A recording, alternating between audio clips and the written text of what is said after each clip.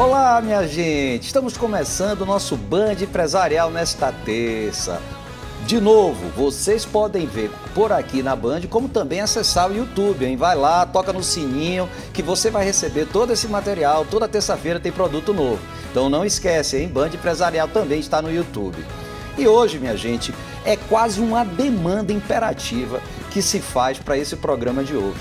Demanda essa ocasionada pelos dois últimos programas. Exatamente, vocês lembram que 15 dias atrás a gente esteve com Roberto Valverde, que falava aqui sobre fusões e aquisições. O que é que uma empresa tem que se preocupar para ser vendida? O que é que uma empresa tem que se preocupar do ponto de vista do comprador para ser uma boa empresa?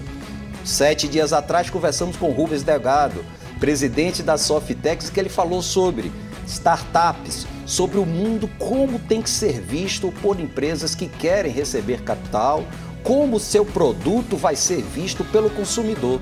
Então vejam, diante de tantas perguntas envolvendo isso, a gente tinha que trazer alguém especialista em quê? Exatamente, governança corporativa, compliance e ESG. E ninguém melhor, não conheço no Brasil, quiçá na Bahia, do que a doutora Roberta Feppel. Prazer imenso estar chegando você aqui no estúdio da Band. Muito obrigada, Azevedo. Agradeço o honroso convite e as palavras generosas. Tem muita gente boa no mercado, inclusive aqui no mercado local. Agradeço também a hospitalidade da Band e a todos os telespectadores da audiência. Muito obrigada. Nós é que agradecemos. E, Roberto, eu não vou nem aqui começar a falar do currículo, porque o currículo é vasto. A gente tem que parar aqui, senão vai passar metade do programa falando sobre isso. Mas advogado, especialista em compliance e governança corporativa, membro do Comitê de Auditoria da Embasa, membro de alguns comitês, mestre em Direito, membro do Comitê de Ética de Governança do nosso querido IBGC, lá de nosso querido amigo Mascarenhas.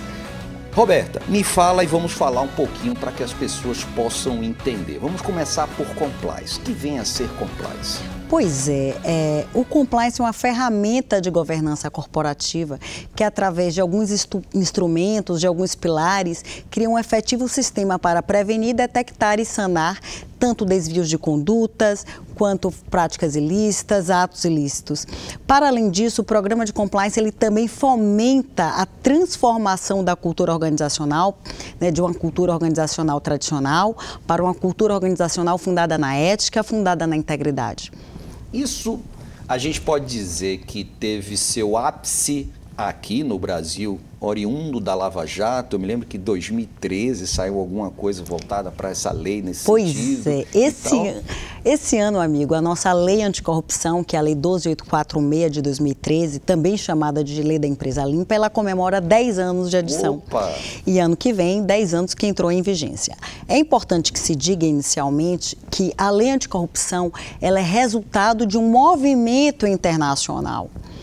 A lei anticorrupção é resultado, e o Brasil é signatário, de 3 grandes convenções internacionais, a da OEA, a da OCDE e das Nações Unidas. A nossa 12.846, inclusive, ela é resultado direto da Convenção de Combate à Corrupção de funcionários públicos estrangeiros em relações internacionais comerciais da OCDE.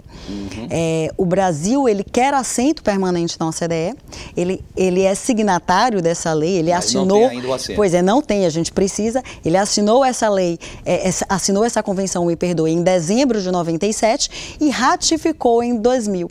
E isso acabou por impactar a nossa legislação. E não somente na lei anticorrupção. Por exemplo, a gente teve a alteração de 2002 do Código Penal, em que foi criado o tipo corrupção de funcionário público estrangeiro. Até 2002, não era crime no Brasil corromper funcionário público estrangeiro em relação comercial internacional. Tivemos também a nova lei de prevenção à lavagem de dinheiro, a lei de organização criminosa, melhoramos mecanismos de transparência, conflito de interesse, acesso à informação. Então, diversas leis foram editadas, trazendo em seu âmago o combate à corrupção, a lei das estatais.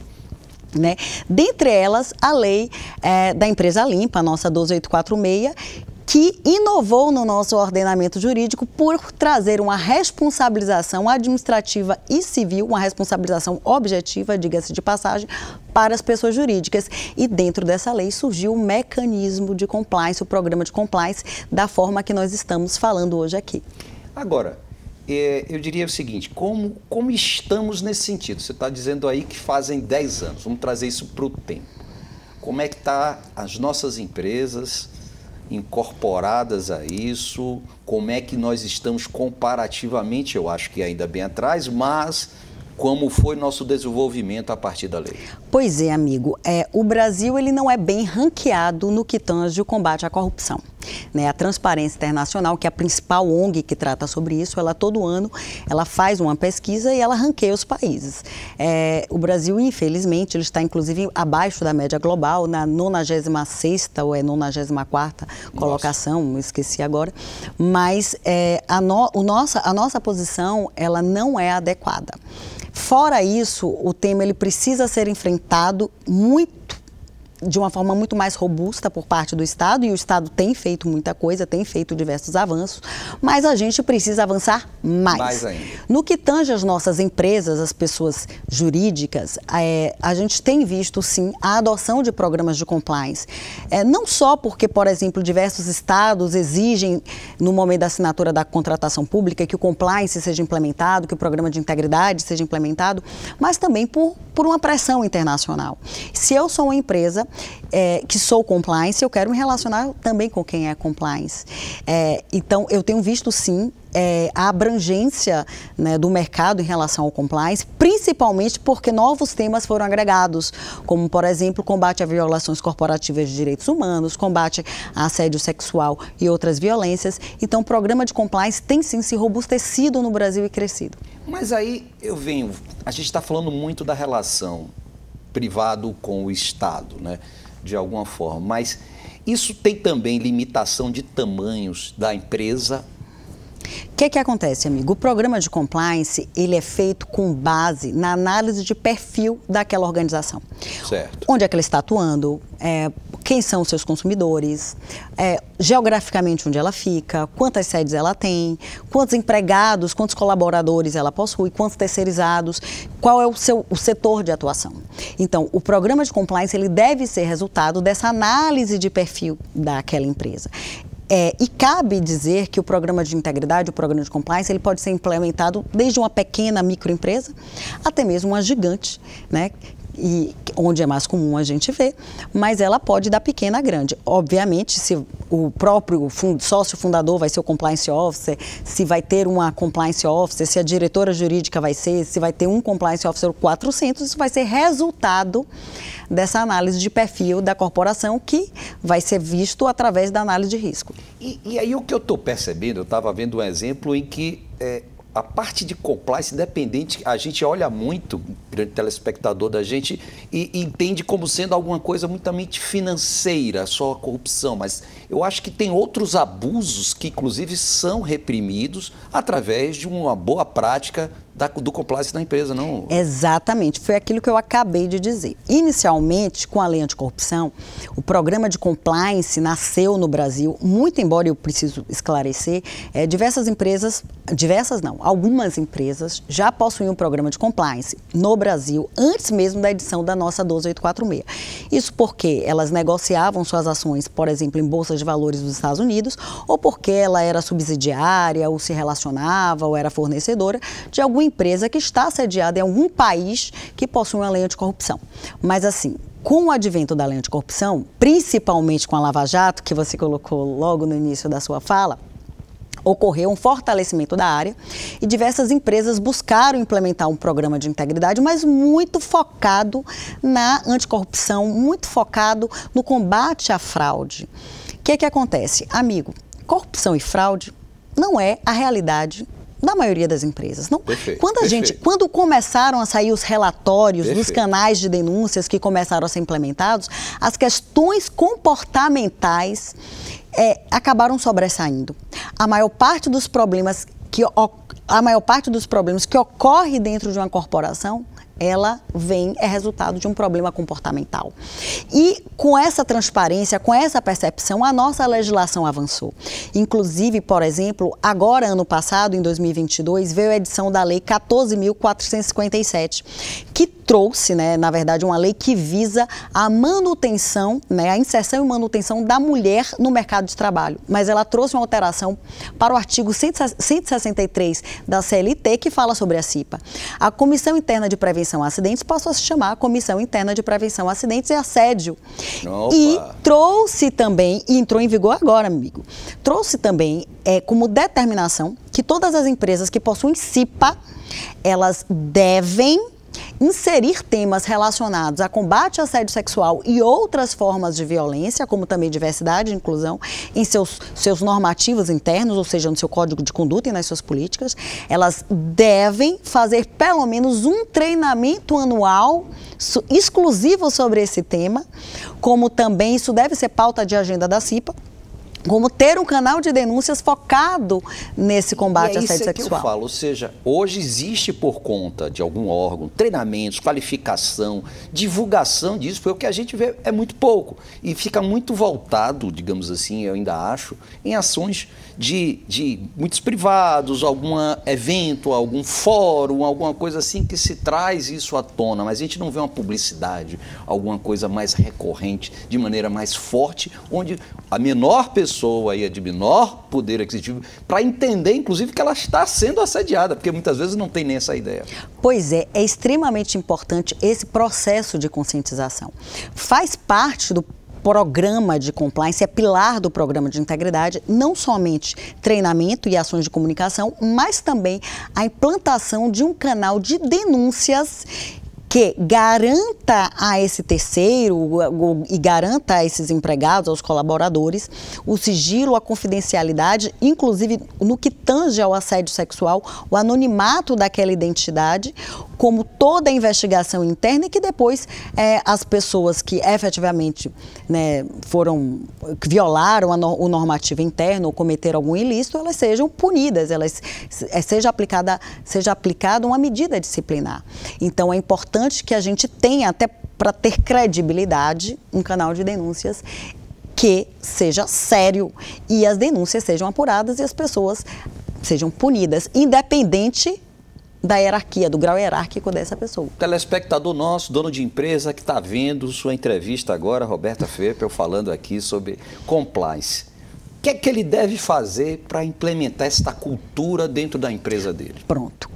O primeiro pilar do programa de integridade, do programa de compliance no Brasil, mas também em qualquer legislação anticorrupção do planeta, você sabe qual é? Não. Apoio e comprometimento da alta administração. Perfeito. A primeira coisa é ter vontade de ter uma empresa ética, de ter uma empresa íntegra. Primeira coisa, se eu tenho vontade, vou atrás. Se eu sou um pequeno empresário, microempresário, eu não tenho dinheiro, não tenho condição, você mesmo pode estudar os temas, fazer um curso e implementar o programa de integridade do seu negócio, da sua empresa. Pode escrever seu código de conduta, pode escrever algumas políticas. E é importante que você tenha isso, primeiro, porque vai trazer um ganho reputacional para o seu negócio, uma maior seriedade, valorização da sua marca.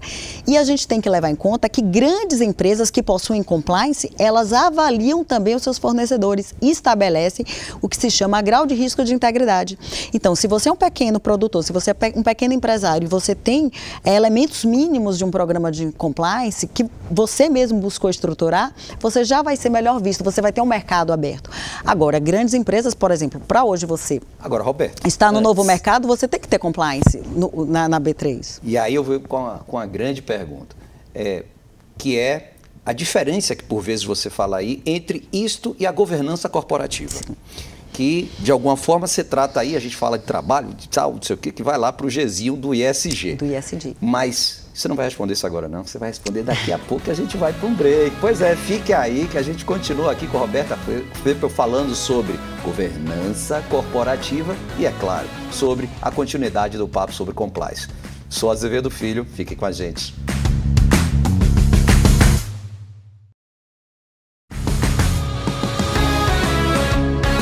Olá, Olá, minha gente. Falei que era rapidinho? Já estamos de volta aqui com o nosso Band Empresarial desta terça-feira. E não esqueçam, nós estamos aqui, mas estamos também no YouTube. Procura a gente lá. Gente, estamos aqui conversando com Roberta Feppel, falando bacana sobre o conteúdo maravilhoso, que é uma coisa que tem provocado muito todas as empresas hoje em dia. Significa que nós estamos falando sobre compliance, ESG, e vamos falar agora sobre o Gzinho do ESG, a governança corporativa. E eu deixei a pergunta no ar aqui para o Roberto. Qual é a diferença entre o compliance e a governança corporativa? Pois é, amigo. Como eu falei mais cedo, o compliance é uma ferramenta da governança corporativa. Perfeito. É um ponto da governança corporativa. Mas de logo eu quero esclarecer que eu posso ter programa de compliance em empresas que não tenham a necessidade de ter uma governança corporativa estruturada, ou seja, que não tem um conselho, não tem comitê de auditoria, auditoria interna, comitê de nomeação. Então, eu posso ter programa de compliance numa pequena empresa. Perfeito. Então, posso ter programa de compliance, que é uma ferramenta de governança, mas que não tenha uma governança em si estruturada. Contanto, o contrário não é possível. Não é possível ter uma governança corporativa estruturada sem que eu tenha um programa de compliance efetivo e sério. Que bacana. Até porque o programa de compliance ele acaba também por monitorar a própria governança corporativa para evitar uma governança de papel. E o que é, Roberta, a governança corporativa? Pronto, eu ia falar agora, mas você vê como é uma boa entrevistada, né? Já pensa na frente e já vai respondendo. Mas como a gente conceituou no início do programa Compliance, conceitua para a gente agora a governança corporativa. A governança corporativa é um sistema que é formado por princípios, por regras, estruturas e procedimentos pelo qual as empresas são dirigidas e monitoradas em vistas de gerar um valor sustentável de longo prazo, tanto para a corporação, quanto para os sócios, quanto para a sociedade. E a empresa vai ser bem sucedida nesse propósito se todos os agentes de governança se basearem efetivamente nesse sistema e conseguirem equilibrar os seus interesses, com o meio ambiente e com as demais partes interessadas, como também se ele respeitar a identidade da corporação, que é a soma da missão, visão e dos valores, a sua cultura, e obviamente não é qualquer cultura, é uma cultura fundada na ética, e o próprio princípio da integridade, ele vem agora como princípio da governança corporativa. É bom que se diga que essa construção desse conceito não é meu, é do IBGC, que é o Instituto Brasileiro de Governança Corporativa, que é o principal instituto que trata e que estuda governança corporativa na América Latina. E nós temos aqui o nosso representante Bahia, Albérico, né? Não sei se ainda está na frente. O Albérico, ele também faz parte da coordenação, o Marco Sampaio agora está à frente da coordenação, eu faço parte da coordenação do IBGC Bahia, estou à frente do Fórum ESG. Mas o que é interessante também eu divulgar é que, neste momento, está para sair a 6ª edição do Código de Melhores Práticas de Governança Corporativa. E o que eu acabei de falar foi conteúdo da minuta dessa 6ª edição do Código. Ah, que bacana. Pois a governança corporativa está evoluindo e trazendo para dentro cada vez mais a importância da sociedade e a importância também do meio ambiente. Roberto, e eu vi também sobre governança cooperativa, e aí vou pedir a venha com relação ao erro, posso estar comentando, que veio falar também sobre os direitos humanos. Ele se enquadraria onde? Na governança corporativa ou também faz parte desse compliance? Pronto. Amigo, de uma forma bem resumida, o que eu posso dizer para você é que a governança corporativa ela é o maestro que vai reger todas as pautas sociais e as pautas de sustentabilidade ambiental também. Dentro dessa perspectiva, a governança corporativa, inclusive o programa de integridade, vai sustentar ações para que não existam violações corporativas a direitos humanos. E neste ponto em particular, eu quero esclarecer que poucas pessoas sabem, inclusive profissionais que atuam na área de compliance, que existe desde 2018 no Brasil um decreto de direitos humanos, o decreto 9571, que traz, inclusive, a determinação que a empresa tem um programa de integridade para que se evite a prática de violações corporativas de direitos humanos, devendo, inclusive, monitorar toda a sua cadeia produtiva. Nossa Senhora, eu peguei um fio e o negócio é muito maior do que a gente imaginava. Então, assim, nessa perspectiva de direitos humanos, temos como organização, como empresa, prevenir esses abusos, e é importante que a gente ressalte que esse tema está cada vez mais sendo colocado luz. Só esse ano, no primeiro trimestre, 918 pessoas foram libertadas em condições análogas à escravidão. Reportagens inúmeras sobre isso, que é terrível e que eu não entendo, ainda que pessoas querem empurrar para outros a culpa, quando na verdade faz parte do gestor maior, seja terceirizado ou não, que ele acompanhe isso, né? Pois é, não se aceita mais aquela desculpa, eu não sabia. Não se aceita mais essa cegueira deliberada, até porque desde 2018 a gente já tem a imposição para que eu faça o monitoramento de toda a minha cadeia produtiva e dos meus terceiros, principalmente quando eu estou num setor, né, como a gente sabe, por exemplo, se for num setor da moda, e a gente viu diversas empresas envolvidas em escândalos, ou no agro, são setores construção que... civil, pois teve... Vários, são setores que... Aí na parte, inclusive nessa última que teve, qual foi? Não sei se foi farmacêutica, pois tudo quanto então, amigo, tá, eu tenho que fazer esse monitoramento. Eu não posso dizer, eu contratei uma empresa terceirizada. Não posso. Eu tenho que criar controles para que eu verifique se as leis trabalhistas estão sendo cumpridas e também se as condições de trabalho são adequadas. E tenho que informar esses terceirizados que eu tenho um canal de denúncias e que eles podem sim me procurar. Roberto, então, e telespectador, então o que eu poderia deduzir é que a gente tem aí um processo onde esse trabalho seu e de algumas outras pessoas, colegas de vocês, fazem um trabalho preventivo. Eu diria o seguinte, eu vou evitar, na verdade é o direito, mas eu vou evitar a judicialização. Pois é, eu tenho aqui 2 pontos para você. O compliance e a governança corporativa não é exclusivo de advogado. Eu posso ser compliance officer, eu posso ser consultora de compliance formada em administração, direito, economia. Não é exclusivo. Mas ele traz isso que você acabou de falar, uma prevenção a ações judiciais. Porque na hora que eu me antecipo, na hora que eu faço uma análise de risco, vejo onde eu posso cair, tenho mais transparência, eu posso decidir com mais segurança e também posso monitorar toda a minha empresa e ver claramente ali onde eu vou cair e prevenindo que eu caia. Então, assim, eu já sei que eu estou num setor que, por exemplo, como a gente acabou de falar, é um setor que existe muita utilização de mão de obra em condição análoga à escravidão. Eu vou ter com esse meu terceiro, que vai fazer essa contratação de mão de obra, diversos controles. Eu vou exigir dele, por exemplo, para efetuar o pagamento, seja semanal, mensal, vou exigir dele algumas comprovações. Eu vou até lá, vou verificar como aquela confecção funciona. Esse não seria o Szinho do ISG? Pois é, tá tudo interligado, amigo. Tá tudo, né? Exatamente. É engraçado, a gente vai desenvolvendo, eu tô vendo como esses laços se fazem, né? Ou seja, a gente tem que tomar cuidado com isso, ou seja, não dá para cuidar de uma parte e não cuidar do outro, é quase que sistêmico. E, amigo, e isso implica não só no prejuízo financeiro com processo judicial, com condenação numa ação civil pública, que é o caso, né, de mão de obra em condição análoga à escravidão, como também num prejuízo reputacional em cancelamento. Hoje, as pessoas efetivamente cancelam e eu, por exemplo, só compro vestuário, por exemplo, todas as minhas roupas e dos meus filhos são compradas em lojas que têm um compromisso de direitos humanos. E eu sou adepta disso. E sigo, inclusive, esses CEOs. Eu fiz recentemente, eu tive acesso a uma pesquisa que, muitas vezes, diferente até que esse número, como você, que vai em procura de uma coisa assim mais ativamente, mas se você provoca o consumidor, é quase que unanimidade que eles vão preferir ter acesso, consumir o produto da empresa que tem esse tipo de cuidado. Exatamente. E quem é que vai